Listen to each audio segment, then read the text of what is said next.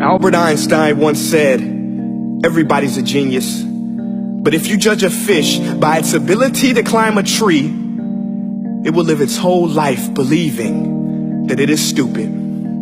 Ladies and gentlemen of the jury, today on trial we have modern day schooling. Glad you could come. Not only does he make fish climb trees, but also makes them climb down and do a 10-mile run. Tell me, school, are you proud of the things you've done?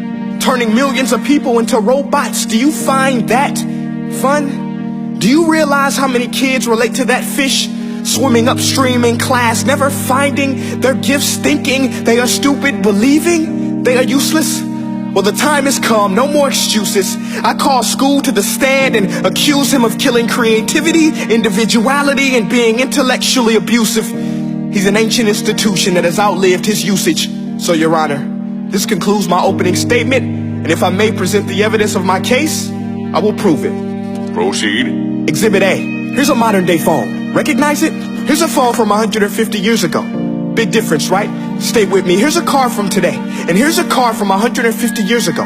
Big difference, right? Well, get this. Here's a classroom of today, and here's a class we used 150 years ago. Now ain't that a shame? In literally more than a century, nothing has changed.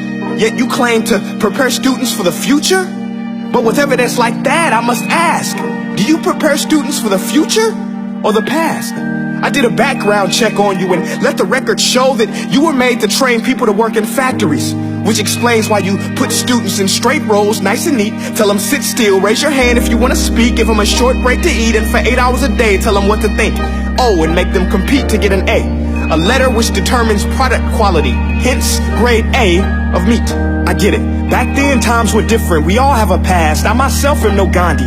But today, we don't need to make robot zombies. The world has progressed. And now we need people who think creatively, innovatively, critically, independently, with the ability to connect. See, every scientist will tell you that no two brains are the same. And every parent with 2 or more children will confirm that claim.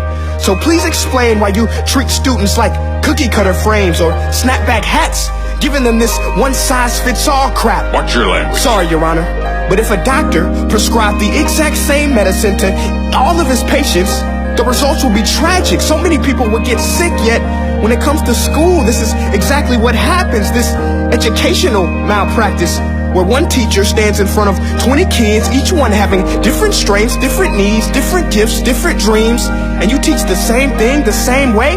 That's horrific.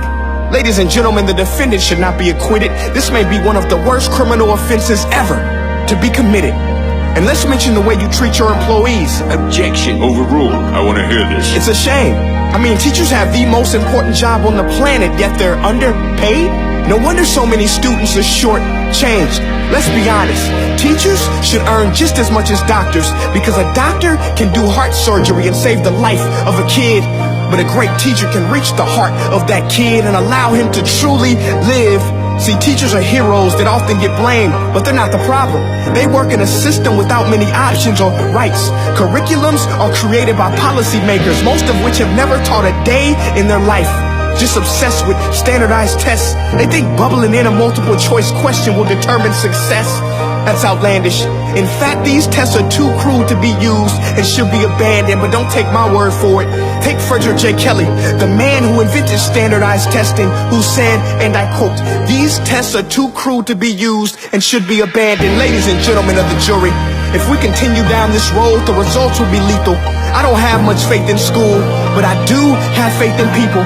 And if we can customize healthcare, cars, and Facebook pages, then it is our duty to do the same for education, to upgrade and change and do away with school spirit, because that's useless. Unless we're working to bring the spirit out of each and every student, that should be our task. No more Common Core. Instead, let's reach the core of every heart in every class. Sure, math is important, but no more than art or dance. Let's give every gift an equal chance. I know this sounds like a dream, but countries like Finland are doing impressive things. They have shorter school days. Teachers make a decent wage. Homework is non-existent, and they focus on collaboration instead of competition. But here's the kicker, boys and girls. Their educational system outperforms every other country in the world. Other places like Singapore are succeeding rapidly. Schools like Montessori, programs like Khan Academy. There is no single solution, but let's get moving.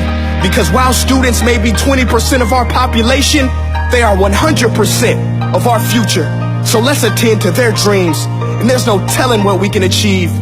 This is a world in which I believe, a world where fish are no longer forced to climb trees. I'll rest my case.